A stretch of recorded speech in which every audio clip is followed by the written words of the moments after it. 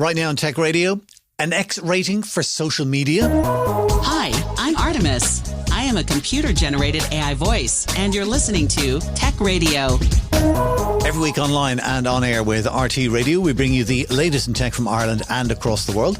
You're welcome to episode 1094, looking at the 7 biggest stories of the week, including an EU plan to limit social media use for kids, a record year for Ireland's space economy, and big job cuts at HP. Plus, we'll be talking about what big business is getting right and wrong in AI with Neil Bowden from Dell Technologies. This is Tech Radio with Dusty Rhodes and Niall Kitson. I'm Dusty. Joining me as always, our editor-in-chief, Niall Kitson. Of course, it's Black Friday week. Niall, happy Thanksgiving, yada, yada, yada. You picking up many bargains? Am I picking up many bargains? No, because Black Friday is just the after Christmas sales before Christmas. Before Christmas. It's great. You make it sound like it's a bad thing. Well, I mean, the things that will be reduced on Black Friday are the things that will be reduced after Christmas. All right, okay. But you could buy them at a reduced price and then give them as gifts. Oh, yeah. No. You're not going for it. Anyway, listen, I love Black Friday because it's a great chance to pick up, especially with tech. I mean, if you're buying anything to do with Amazon, it's all like kind of half off, like, their cameras and their speakers and all that kind of stuff. I'm always keeping an eye out for SSDs or SSD drives and little bits and pieces. So this year I have got some travel adapters, which I'm really happy with because I travel a lot for work, as you know. But what these adapters do is they will fit UK and Ireland and European and Australian and American plugs all in the one unit. And also they come with 3 USB outputs and they're high power. So I can also power my laptop as well as my phone and other small little, just with one block. So I'm delighted with that. I got a new keyboard. So they're the Logitech wireless keyboard. Oh, very swish. Yeah, it's quite nice. I have to say it's as good as the Apple keyboard that I have been using up until now. Half the price. And I got a wireless mouse or whatever, just little things. The best thing I got for Black Friday was the MacBook Air. They have a glut of old M2 Macs from 2 years ago. They want to get rid of them. What's really good is that it's an M2 processor, so it's still really, really good. Plus, it doesn't come with 8 gigs of RAM. It comes with 16 gigs of RAM, which makes a huge difference to the laptop. Yeah, that's the nice. price is 800 quid versus a new MacBook Air, which is 1250. Yeah. Okay. Saving 450. So there you go. There you go. So now you see, I can see your eyes lighting up now, and you kind of go, "Oh, maybe Black Friday is a good thing after all." All right. Anyway, listen, that's Black Friday. The offers will no doubt continue through the weekend.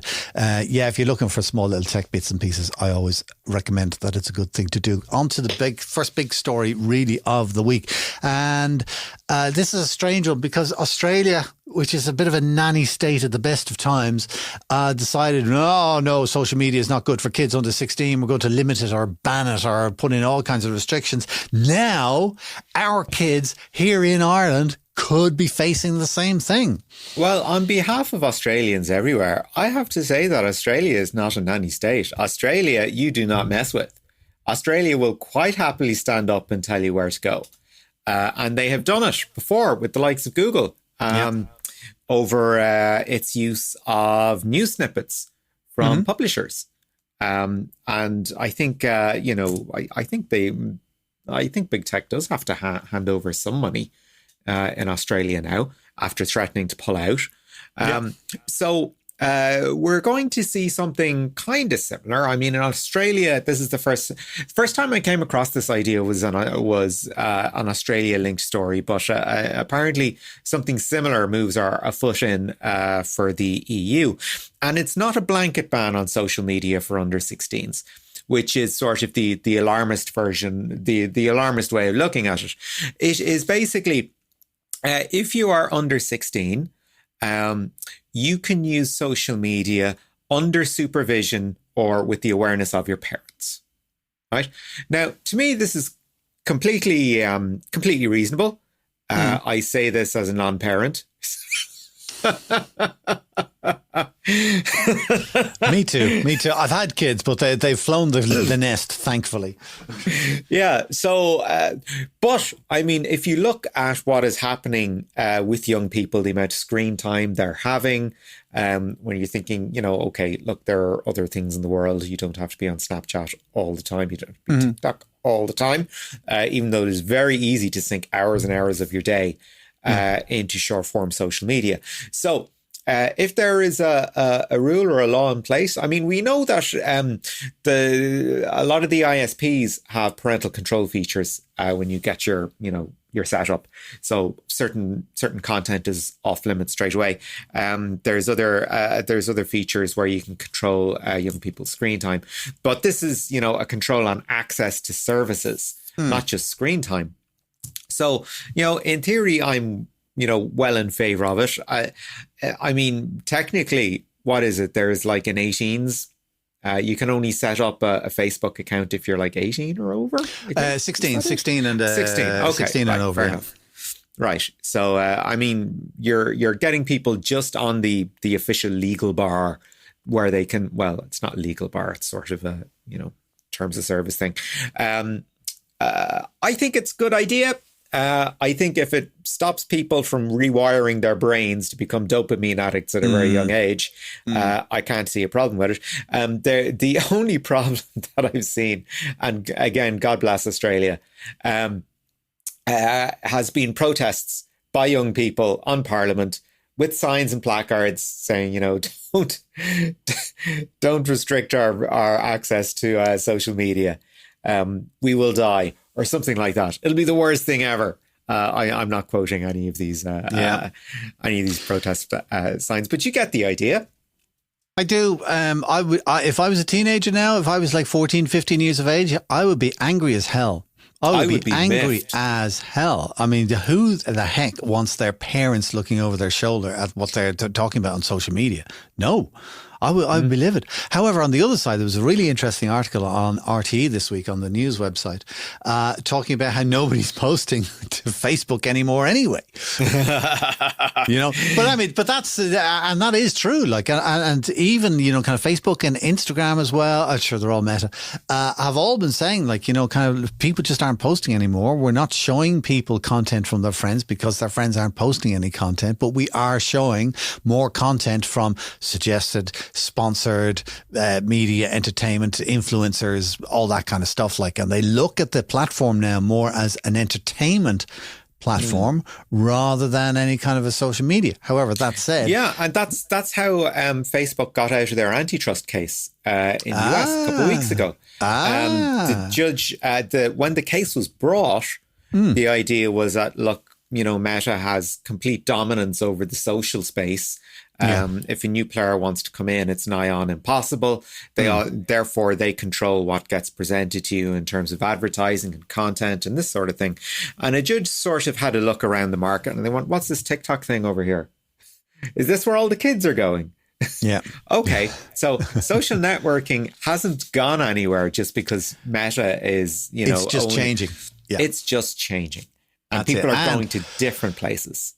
And the terrible thing, and here's where I'm glad I didn't grow up in a world with internet, is just the bullying and the way people are able to hide behind usernames and stuff like that and make life a misery. I don't know how we're sorting it out, but I think this is part of the working on it. You missed the big news this week then. It happened over the weekend.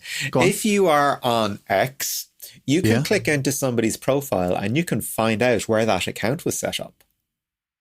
So what is happening is that loads of right-wing influencers across the US, inverted commas, are now being outed as being accounts based in Africa, Pakistan, Bangladesh, not America. So, if you're friends with Florida guy 27921. He may not be from Florida.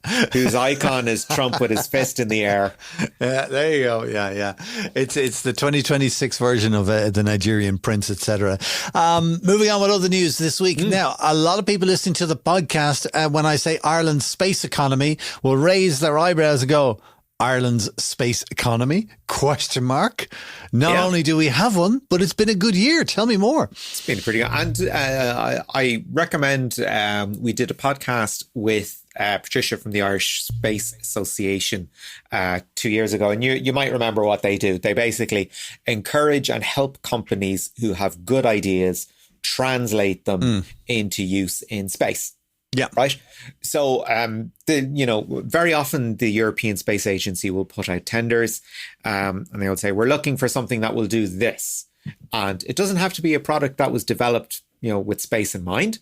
It could be, let's take something simple as, we're looking for a heat resistant shield. Right. Maybe you've been working in, metallurgy or something like that. And, you go, well, actually, I've got a thing here that we actually need this on Earth. So maybe it will translate to use in space. That's the kind of thing that's happening. So you may or may not know this, but it's been a particularly good year for Ireland in terms of the space economy. We have had 24 million euro worth of business done in Ireland this year, just purely with the ESA. Did you know that Ireland was a founding member of the ESA? No. Yeah. 50 years old. It is this Hang on year. a minute. A founding, so 50 years ago. I mean, that's what, early 70s? Is this going back to, was Sean Lemass around at that time? Oh, God, I don't know. I'll have to look it up. That's way before my time. Sean Lemass wiki, I suppose. So I'm going to do a search on it now. The reason I say that is because 50 years, I mean, Ireland was a struggling, dark country. Yeah. We were still very much a new republic back in the early 70s. It was not a great place.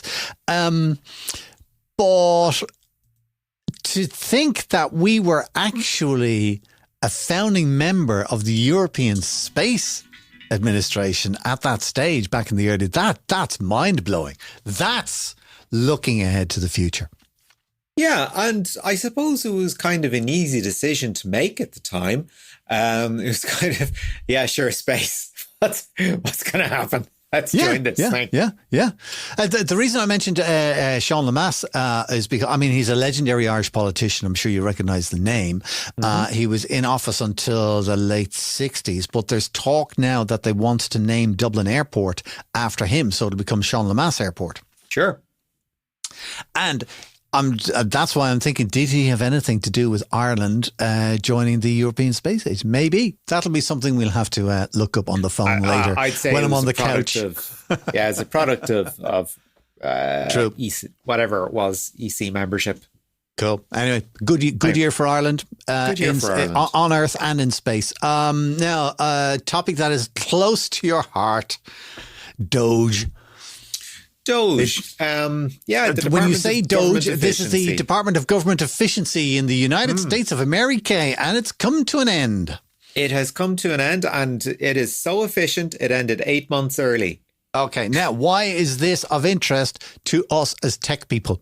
Okay, well, of course, the figurehead of Doge is one Elon Musk, who also plowed $250 million into the Trump campaign. And, Doge was a meme organization. It was like, Elon Musk was on X one day and he was like, what would you call this? And people were like, it's like Dogecoin. Just call it Doge. And he went, yep, that's a fantastic idea. Let's do it. Then he, put an awful lot of money into the Trump campaign. Trump got elected. And guess what? Yes, he gets his little toy. He gets to root out waste, fraud and abuse in the US government, which is such a sprawling bureaucracy. I mean, in theory, it's like, yes, fantastic. Let's digitize as much as possible. Let's identify all these things we're not using, all this overspend, everything. Let's have small government. All of this sounds great. And it very much sounds like you're leading up to a massive but. Didn't work. It's the short version. Didn't work. No. I'm being a little bit facetious there. An awful lot of people have been hurt by Doge. We've had the closure of USAID, which was a tremendous blow for the source world of soft power for the US. Very, very. When you look at the idea of soft power, it's kind of hard to quantify, but it's like, okay, if you fund something good for people in another country, those people are going to think you're not bad. That's the whole principle of it. And USAID was doing this on a global level. So that organization has been deconstructed completely. A lot of people lost their jobs. A lot of contracts were cancelled. I don't think too many people would be, upset over that. Having a look at sort of some of the companies affected, you'd be like, they can live with it. It's fine. However, you got to look at the actual return on it, right? Yeah. So this year, that the Trump administration passed the One Big Beautiful Bill, which included, I think, $1 trillion. The thing is costing $1 trillion. The idea was, it's okay, Doge will cover it. We'll make so much in savings, it won't matter what we're actually spending. That was not the case at all. Elon Musk fell out with Donald Trump over it. He famously said, you can have something that's big or beautiful. I don't think you can have something that's both. And I think that introduced a little bit of a fracture, a little bit of a fault line between the two of them. Of course, Musk has been very unhappy with other similar large infrastructure projects like Stargate that we've been talking about, that OpenAI and Oracle are involved in. He says, Musk says, you don't have infrastructure to make this happen. It's not going to happen. Again, though, Trump administration is like, yes, we're getting this stuff for AI. So the bottom line, two things happened. Did Doge actually save money? Well, any savings that it had made have been wiped out by the Big Beautiful Bill because it was actually an increase in government spending instead of a decrease. We actually don't know how much money Doge saved because the methods of recording for this, organization that was meant to be the most transparent ever, not very reliable. So you can go onto the Doge website and you can see, things, we cancel this contract, we cancel that contract. But apparently a lot of the numbers that were put in were either speculative or not accurate at all. So we don't know how much Doge actually saved. What we do know is that Musk got his hands on an awful lot of US government data. So for his $250 million, he might not have rooted out all the waste, fraud and abuse. He might have fallen out with Donald Trump, although that bridge seems to have been mended since. But he did get everybody's data. So he is a happy man, regardless. And now he gets to justify $1 trillion pay packet because he got everyone's data. So yeah, well done, Elon. Well done, Elon. Speaking of pay packets, there is now I'll tell you a great story about job seekers in a second, but HP are looking to get rid of more people. They're the latest tech company to announce job cuts. Yeah, it's all in the name of better customer experience, apparently. It turns out, I mean, how many times have we heard this during the year? You're not gonna be replaced by AI. You're going to be replaced by somebody using AI, unless you work in a big tech firm in which you have probably already been replaced by AI. Yeah. So that's what's happening at HP, is it? That's 6,000 jobs are to go across HP globally by 2028. So in terms of how many positions are actually going to be lost, that's a very different question. I'm not sure we're going to see that much in the way of buyouts. I think we just won't see an awful lot of jobs refilled over, natural churn or people moving on or that kind of thing. It is interesting. I mean, all the discussions that we have, and we're going to have one later in the show, the most effective way to use AI is to have a human in the loop. However, when you're seeing companies reduce their headcount by this much, it just means that, if you're not interested in innovating, by all means, take the human out of the loop. Just have things tick along as you want. And you will get substandard code or whatever. You'll get something that does the job, just not terribly well, which is something that coders have discovered. There was a terrific story during the week of the front page of a newspaper, I think in India or somewhere like that. And it was kind of like the whole news article. And then the last paragraph was, would you like me to make this shorter and more concise or blah, blah, blah? from the AI. It was unbelievable. But listen, here's the thing that'll scare you about jobs and stuff like that. I was doing a podcast this week, and one of the things that came up was people looking for jobs. And the two contributors were saying, yeah, well, when you come, we're beyond the stage of, kind of three-piece suits, but, show up and be, smart. Casual. And I was kind of like, as a normal person, I went, why? Does everybody not show up smart casual? And they went, some people haven't shaved. And you kind of go, oh, I had the same face. I went, you are kidding. All right. The state that people show up, not shaved, not in great clothes. It's bananas. Anyway, listen, that's a whole other thing. You and I are going to have a row about something in a minute with our last story. But first, let's talk about the EU once again and AI regulation. Okay, right. Here's what's happening with the EU. The EU, of course, we're huge fans of. They've been very pro-consumer. The criticism of the EU for the longest time now has been this whole pro-consumer thing that you're doing, this whole regulation thing that you're doing. It's not good for innovation. You're being beaten out by the US. You're being beaten out by China. Let me first of all put this into perspective here. When you're looking at who is looking after your data, you know exactly what's going on in China because you've no privacy at all. And you know exactly what's happening in the US because they're completely inept. You're not mincing words today. What about the EU then? Yeah, the EU has, they've hummed and hawed and thought, well, do you know what? Maybe our local people could do it a bit of a G up. Maybe we should look again at how we're treating big tech. And they're coming up with an omnibus kind of a bill. They're having a look at GDPR. They're having a look at the AI Act. They're having a look at Data Act as well. And they want to see how they can streamline things. And you're going to actually quite like this as an idea because one of the problems they're looking at is cookie fatigue. And they're looking for a way to not have so many cookie banners appear on your, whenever you visit a website. Now, we've talked before about there possibly being an in-browser solution to this, but the EU are looking at a couple of other solutions as yet unspecified.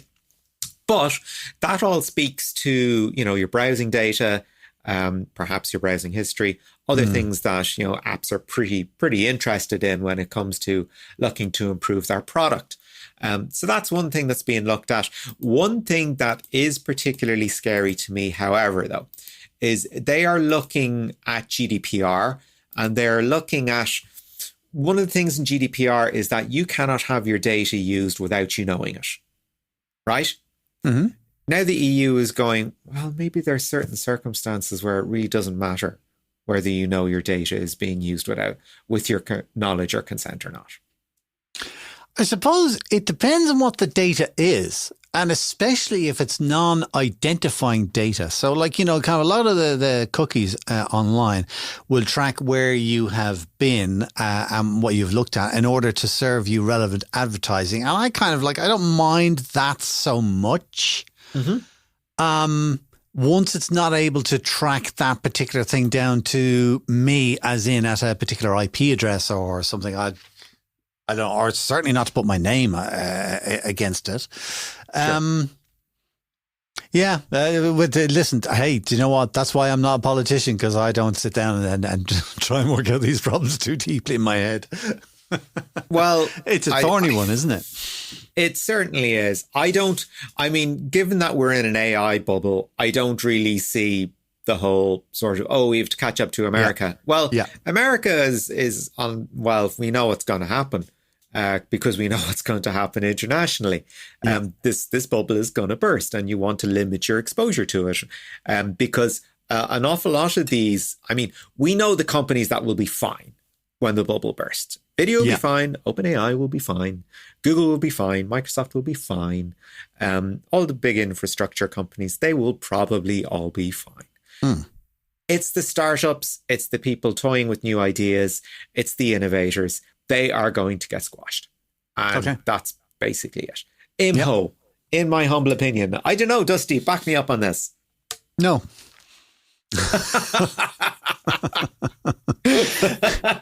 Because it's true that you'll always have the little guys and they're always trying to, but there are a lot of casualties. I mean, one of the things just in business, and this is across centuries, is that 80% of businesses fail within the first 5 years. Okay. And of those that survive, 80% of them will fail in the following 5 years.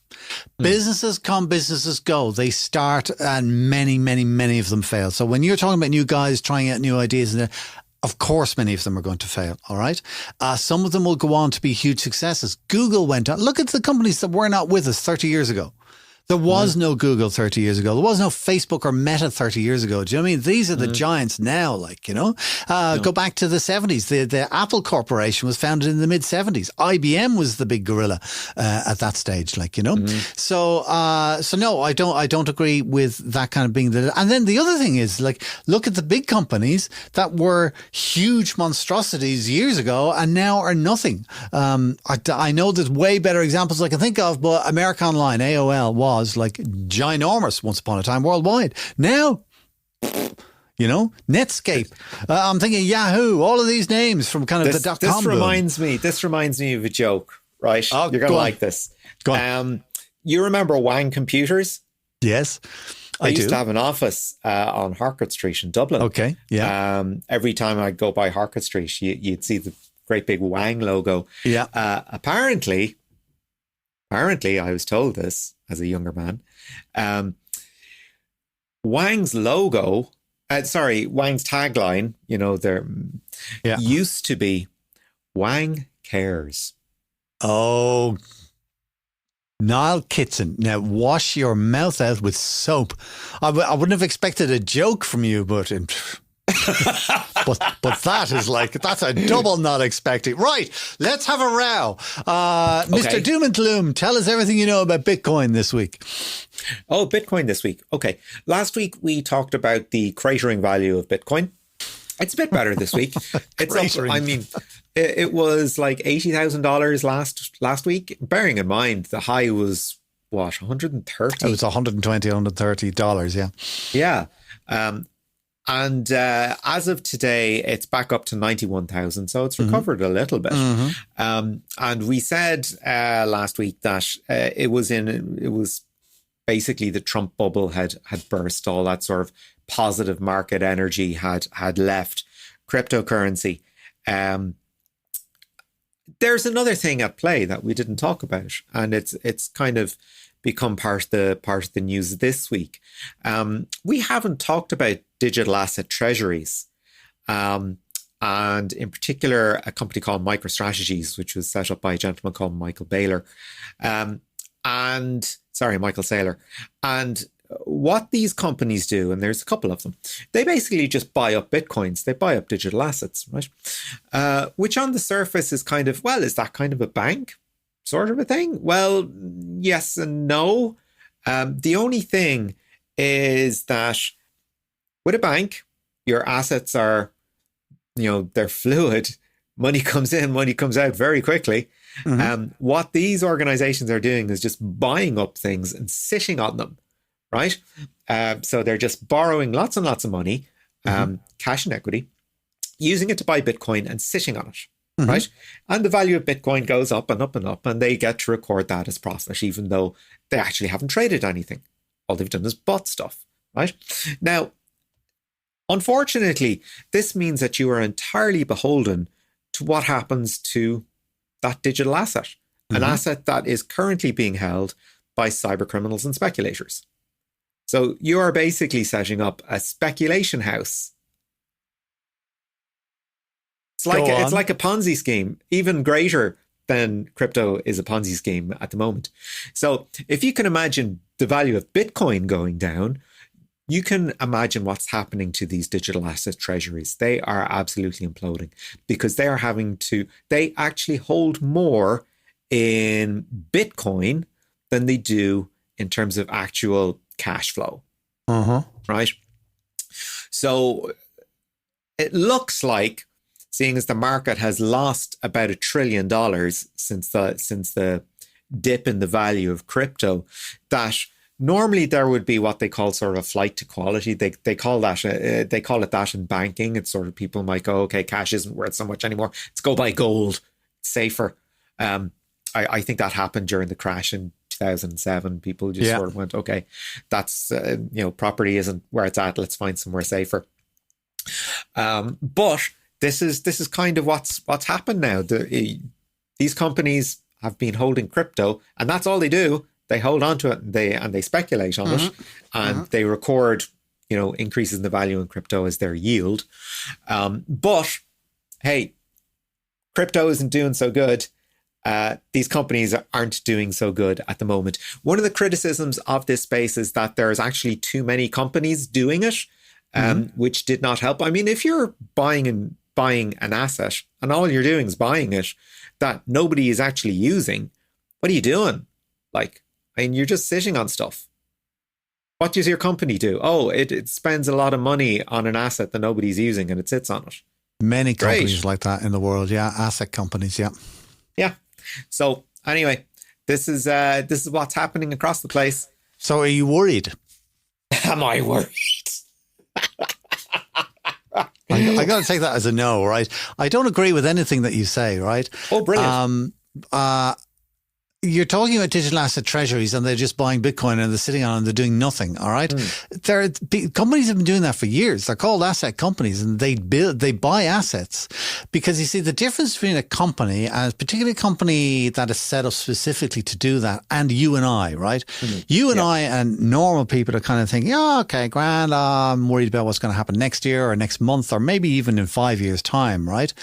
Very far-reaching or far-thinking people will kind of think, well, where am I going to be in 20 years' time? Do you know what I mean? It's people in their 30s who kind of start thinking about their pensions early, and suddenly they hit 60 and they're like millionaires, and people go, how did that happen? Companies, those asset companies, they are sitting down and they are thinking, well, where is this company going to be in 100 years' time? Yeah. All right. And they're negotiating, like you've heard of these property leases in Guinness, I'm sure. I heard a story about it where they leased the premises from the landlord for whatever, 90 quid or whatever a year, which at the time when they did the lease was probably a huge amount of money. All right. But, the asset companies kind of go, all right, well, we're getting in, but we own the land. We own the land. We own the land. And in 100 years' time, when that lease is up, that land is going to be worth a hell of a lot of money. Yeah. So if you're thinking if you're an asset treasury, let's take Bitcoin, for example, okay, and zip back, say 10 years or even 5 years, okay, back to 2000 when I can't remember what it was worth, say 30 grand a coin or something like that. I don't know, all right. But if 5 years ago it was worth 30 grand a coin, today it's worth 90 grand. Brilliant. Oh, okay. I have it. Guinness signed a 9,000-year lease. There you in 1759 for an annual rent of £45. There you go. All right. But somebody owns that land underneath them. Sure. Do you know what I mean? So when that lease ends, 9,000, what is a 9,000-year lease, you said, yeah? Yeah. That's outrageous, right? But I've heard a lot of 20, 30, 50-year leases or 100-year leases or whatever. But the thing is that when you get to that, the value of that land and that property and that building has increased amazingly. And it's the same thing is happening with Bitcoin. So say 5 years ago it was worth 30 grand a coin. Today it's worth 90 grand a coin. What will it be worth in another 5 years, do you think? You're saying that it might collapse. I don't agree. But what if it keeps increasing and it goes up and down and it's as volatile as it is? But eventually in 5 years' time, it could be worth, if it was to triple again, that's 3 9 27, 270,000 a coin. Okay, that's a I'm going to call it a traditionalist view of an asset. However, if nobody's actually using something, does its value go up? Yes, gold is a great example. All right, most of the gold is just sitting either underground or overground in vaults. It's not like people are making tables out of gold, but they're still invested in it. Okay. And the same with cash. Everybody. I always smile when people say Bitcoin is not built on anything. No, it's not. But neither is cash. Do you know what I mean? Not anymore. Cash is not equivalent to anything. And literally, as we saw during COVID, governments around the world literally just started the printing presses rolling. Roll out more of those notes. There was nothing behind them. All right. Yeah. And when you think about it, cash and Bitcoin and whatever happens, all it is it's just a measure of value. I'll give you 10 of this if you do this for me. That's all it is, Dusty. That's what I'm saying. That's all it is. So why did you bother Bitcoin, with it? Why not? And the great thing about Bitcoin is that you can move it in seconds, without having to rely on a bank. I love that, going into a bank. How are you doing? I'd like to take out 10 grand in cash. Oh, what's it for? Seriously, you cannot travel between any EU country or any other country. If you've got more than 10 grand in cash on you, you've got to declare it. It's like, why?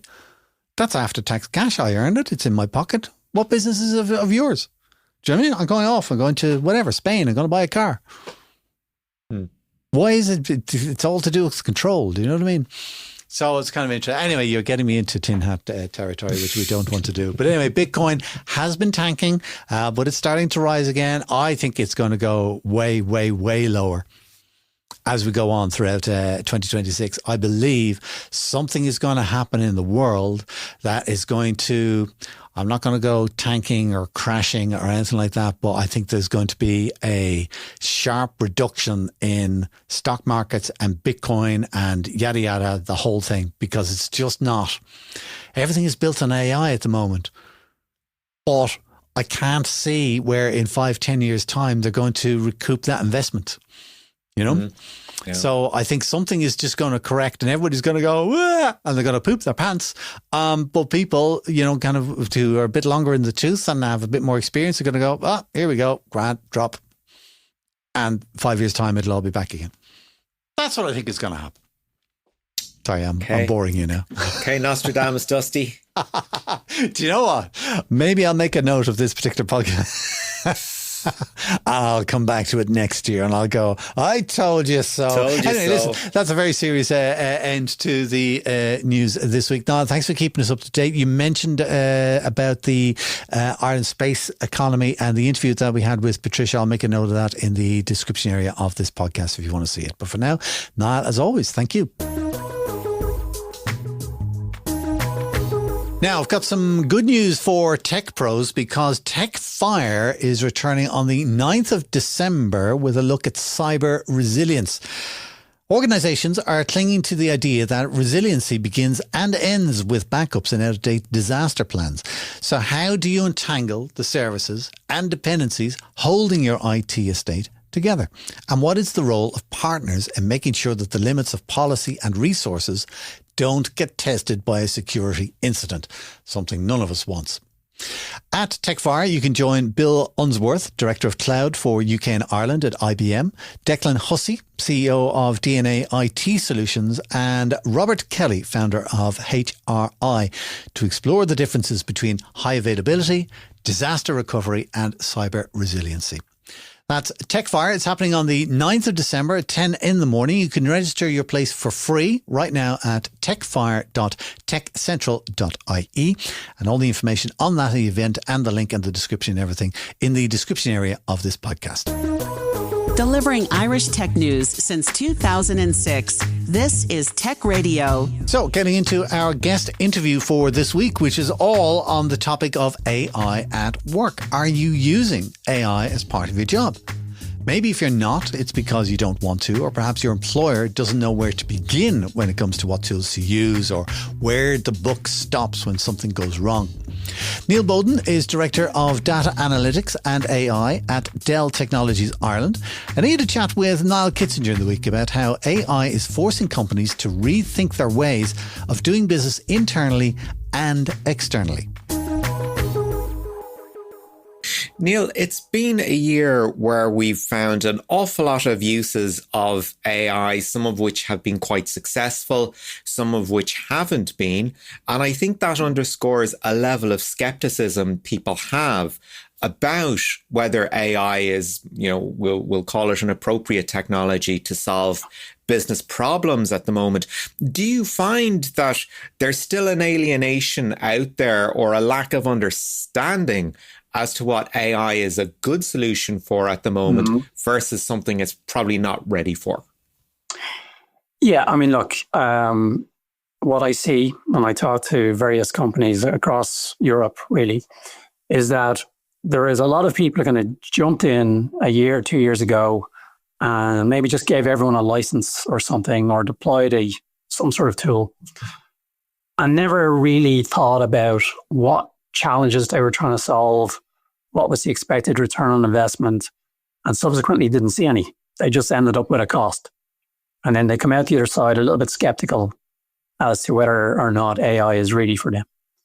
We also see a lot of, especially in organizations that have existing data science teams and have been doing some analytical AI work for many, many years. Generative AI comes along, and as I think we were saying, it's very easy to kind of try something. So you end up with huge numbers of POCs and tests and maybes. And again, very little of this moves into reality. So we really got to think about, it's a new tool. It's a really, really powerful tool. But what are we trying to do here? Are we trying to improve our revenue? Are we trying to improve productivity? Are we trying to reduce risk? Are we trying to save costs? And then really think about the process we're trying to improve and where AI fits in that, rather than thinking, I have AI, let's just give it to everyone. I went to the hardware store, I bought a hammer, everyone's getting hammers, whether or not we've got some nails or not, So we're still kind of very much in the new toy syndrome kind of stage. Yeah, I don't know. I'm sure you've tried it yourself. I have a bunch of different AI assistants on my phone. I think the last count I had was 14. Some of them official Dell internal use tools, like our Dell Sales Chat, which has been a massive productivity improver for all of the sales teams in Dell. But yeah, it's very easy to try things, to experiment things. And look, we're coming up to Christmas. We're all going to get lots and lots of Christmas cards and Christmas jingles and AI generated Christmas greetings, because it's so easy to try this stuff. But it's maybe not so effective for a business in that respect. That's fascinating that you're using multiple agents at the moment. And I think there's kind of a misperception out there as to their role, whether it should be a primary customer-facing role or whether it's about, purely automating workflows or merely aiding them. Do you see that kind of conflict there at the moment, where people are still thinking, that's great, we don't need a customer service agent at the moment, let's just shove an AI in there? Yeah, I think most of the value we've seen, and this has been borne out from experience, but also a lot of the reports you see from the consultancies, is that most of the benefits so far have come from improving existing back office operations. So if you take the customer-facing agent, for example, it's not so much replacing the agent as giving the agent tools to enhance what they're already doing.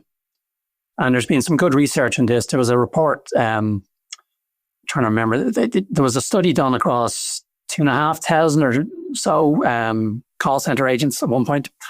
And they found that giving these teams AI assistants to help them with their jobs, so it surfaces information as run calls, automatically records the calls and summarizes, as I'm sure you're used to if you're using the likes of Teams. It made them not only better at their job, but more likely to stay and happier. And in an organization, in a space where there's often a large turnover of staff, that's a massive saving. That's really interesting. Yeah. Yeah, because that's a discernible sort of return on investment right there. No, massively, yeah. And is that something that's being recognized, that, okay, we're keeping people longer, this is fantastic, perhaps they're going to stay with the company longer, they're going to add more value as they gain experience. So this is the kind of sort of return that it mightn't be necessarily tangible in the short term, but long term, there will definitely be benefits. Yeah, well, there's a mix. That was one example from a study that was done probably a year or 18 months ago or so.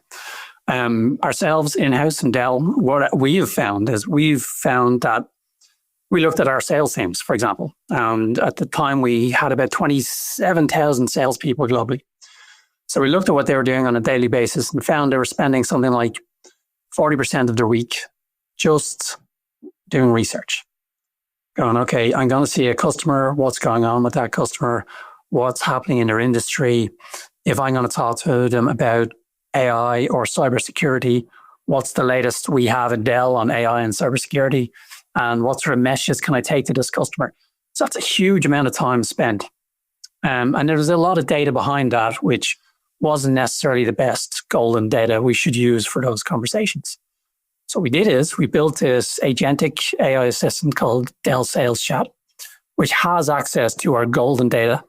And now our sales teams I think they've had a massive return in the amount of time they can now spend with their customers versus what they could do in the past.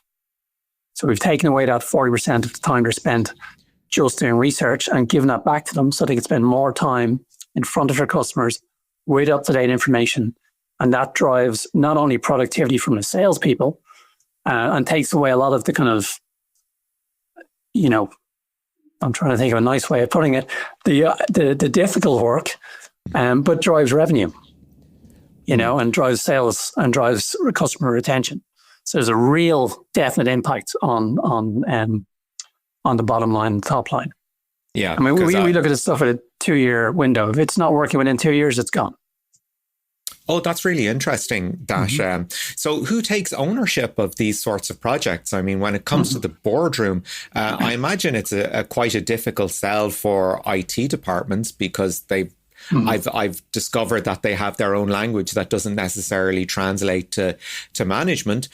So who is actually there at the table making decisions about AI, or who should be at the table that maybe isn't there at the moment?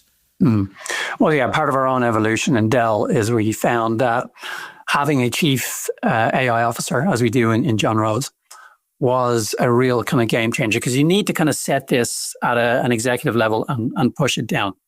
You need to drive standards, you need to drive adoption, you need to drive use. Because if we go back to our earlier point, it's so easy for all of us to think, I have a great idea. I can use this tool to do one thing or another. And you just end up with literally hundreds of potentials, options, right? But no real adoption. Whereas if you drive it from the top, you set standards, you say we have real goals in terms of return from delivering these solutions, then you drive outcomes. I see this more as a digital transformation play and just adopting a new tool. So you really need to think about this, not just in terms of the technology. In fact, the technology it's important, but you need to think about the people and the processes that you're trying to change in your business first. And the technology is an enabler to do that. So when you think about the traditional IT teams, it's a bit of a game changer, a change in mindset for a lot of these guys.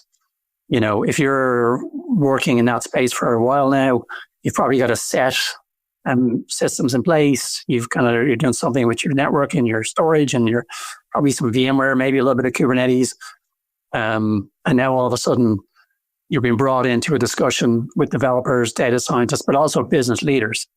And you all kind of have to come together to figure out how you're going to use AI to drive real change in the organization. You made a point there about golden data. One problem that we tend to find when it comes to AI, whether it's a large language model, which, as we know, they're prone to hallucinations, or data that is perhaps considered either, erratically gathered or might be fairly low quality. We've been learning about dark data for that reason this year. So do you see AI as an opportunity for that, for imposing standards in data that perhaps hadn't been there before? Yeah, there's a difference between what you're using to train the models and then what you're doing in an enterprise context. So what I see quite a bit is you're bringing in open source AI models and you're bringing them to your data to deliver some sort of outcome, right? Whether that's your chat assistant, whether that's something to help you write better code or generate content for marketing or a big agentic system of some sort, right? What this drives is enterprises and businesses take a real hard look at their data and their data practices.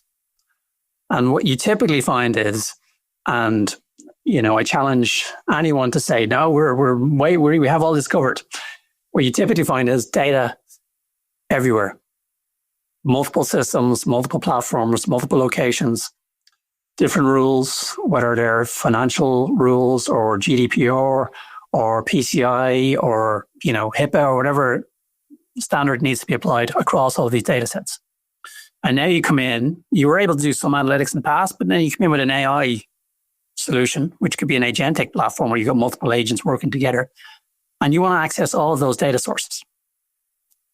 All right? And you don't know what you have. You don't know what's good, what's bad, and otherwise. So you all of a sudden, the first thing you need to do is think, okay, we need to do something about this. We need to figure out how we're going to make all of our data available in a secure manner so that we can use it with these new AI tools that are coming in. And that's kind of the first challenge a lot of people have to think about from a more, maybe a bit of a more technical, but also a bit of a more organizational point of view. You alluded there to sort of the use of open source technology as well. Does that sort of create a little bit of tension, perhaps at management level, where people are thinking, hang on, we're using these, for want of a better term, unsecured tools or tools that lots of people outside our company are familiar with, but we also want to use our own data. Is there a concern there, particularly from a security perspective? Yeah, I mean, look, if you're using, let me go back a step. In Dell, we've always been a proponent of kind of open standards, and we think this makes a lot of sense. And mostly, we're looking at open solutions that have an enterprise backing, the likes of Red Hat and Canonical for Kubernetes, for example, right? As you look at adopting some of these open source LLMs, you do need to think about what sort of licensing is coming with this, what data has it been trained on, where has it been trained? Is this going to impact on you as an organization? For example, you may want to consider whether or not you take in a model from a country that is friendly or unfriendly to your country, especially if you're thinking in terms of governmental organizations as potentially your customers. So there's a question there. But I think once you bring the model in and you do proper security testing around it, proper red teaming on it, it is generally safe to apply it to accessing your data with the correct guardrails. And that's what we spend a lot of time doing, is helping to make sure that that is the case. On the subject of guardrails, part of what you do is looking at compliance, sort of in terms of legislation. Of course, we had the EU AI Act come in this year. What is the temperature out there when it comes to discussing the AI Act? Is it a case of, just like GDPR, all of a sudden this is kind of radioactive, it's set back our timelines a good 2 to 3 years before we're confident in rolling out AI? Or has it been a case of, okay, look, we haven't done it yet, so if these are the rules, let's just work with that and get it right first time? Yeah, I mean, it's a varying landscape. I mean, I think EU AI Act was good. It was a good first step, kind of came out, and I think it's going to be adjusted or amended in the next few months. Outside of the EU, there are kind of slightly different sets of legislation, regulations you need to adhere to. What I kind of see is in the enterprise space, people are moving forward with building solutions initially. They're looking at maybe enhancing existing AI or analytical AI type solutions first, and then they're kind of digging into kind of some more safer back-end processes, right? A big part of this, though, is to make sure you have your data right. And a lot of that is knowing what your data is, labeling it correctly, and addressing the access controls for your data first. Right? So then you can bring in a model and know it's not going to have access to data it shouldn't, or a user's not going to come in via a solution that you've built and access data that they shouldn't. So if you get your data right first, you're generally in a good space for adhering to most of these regulations. Do you see it as almost being a roadmap where you're starting with GDPR to make sure you have your data right and then progressing up to the AI Act? Everything layers on top of everything else, So if you've good data practices, if you're adhering to GDPR, if you've got good cybersecurity compliance, you're adhering to things like ISO 27001 and so on. That's your kind of baseline. And then you start thinking about what regulations, what governance models you want to put in on top as you bring in AI. So you're going to get the base first, and then you can kind of build from there. If you're coming in day one and going, I want to scan people's faces, I want to build a big database of biometrics, and I'm going to use that to make decisions on people, okay, you're going the wrong route. You're massively outside of the scope of the EU AI Act, and that doesn't make sense. And it's not it's not something you're actually going to build, or I see anyone really thinking about. What I see people now is we want to enhance customer experience. We want to improve our back office processes. It's very much more in a safer area than hitting those kind of high risk areas of the EU AI Act. The one area I see it slows things down a little bit, maybe in government organizations who are a little bit wary because they're dealing with citizen information. That's interesting. So I've tended to found over the last few years that, IT, data, policy, they can have very different languages, very different jargon. And when it comes to having those conversations about doing something, very much the policy guys, the governance guys tend to be a little bit of a wet blanket on these things. Do you think those lines of communication have improved since the arrival of AI? I mean, look, I think it still varies company to company. I think in our case, we build something internally. We make sure it's working. We make sure we've worked out what the return on investment is likely to be if we deploy it. And then once we've kind of got all of that done and wrapped up and, we think we're adhering to governance and security, then we take it over to legal and compliance and say, are we good? If you go the other way around and you go to legal and compliance type people before you do anything, then that can delay things a little bit. So you kind of you don't want to you always got to consider the legality of what you're doing, the compliance, the security of what you're doing. But if you can build something in a safe space first, make sure it's actually operating and working, you can kind of get a jump, and then you can kind of go through the legal and compliance piece as well. I mean, in the best world, you have everyone together. If you think about things from an agile type of viewpoint, you want your developers, your security, and your operators together. And I would expand that further. Make sure you have your business leaders involved as well. It does create something of a challenge to agile, where it is pretty much move fast and break things. And if something is released to the public and then there's a problem very often on the security end of things, then you can rein it in and you can go do your fix and then you can roll it out again. Sort of keeping it internal, it certainly seems a much safer way to develop things. Yeah, I mean, if you think about keeping humans in the loop, one of the early solutions we deployed inside Dell was a next best action solution for our tech support teams. And so what that did is it took the data we have coming in from our deployed systems, combined it with a knowledge base. And so when a technician sat down at their desk in the morning, it not only gave them customer information, but it gave them, here's how you could potentially solve that issue, right? But you're talking to an expert. So the expert's able to look at that information and go, you know what, that makes sense. Let's go talk to the customer and fix the issue. If it pops up with something that was wild or didn't make sense or was going to cause an issue, the technician's going, oh, hold on a second. We're going to do this the old-fashioned way today. And so by going through that and having a feedback loop, it means you build up a final solution that you can trust. And we've since started to deploy AI assistants onto our support sites for our customers come in and use. So they can ask questions and say, I'm having a problem, and actually get answers. But we go through that first internally, make sure it's working, and then you kind of move it on. So it's an evolution, but you realize a lot of value by building that internally first and then moving from there. And that was Neil Bowden from Dell Technologies Ireland chatting with Niall Kitson. This is Tech Radio with Dusty Rhodes and Niall Kitson. That's it for our show this week. Do check out some of the other stories we couldn't squeeze into the podcast, including Google is taking on Nvidia with its own chips. The European Central Bank is also worried about over-regulating AI, and Microsoft marks 40 years in Ireland. You'll find those stories and more online at techcentral.ie, and we also have the link to the previous podcast we did where we were talking to Patricia from Space Ireland, which is a good one to listen back to. We're back again next Friday with a brand new show online and with RT Radio 1 Extra. And in the meantime, do remember to share our podcast with a friend. Just time to look up Tech Radio Ireland on Apple, Spotify, YouTube, or wherever they get their podcasts.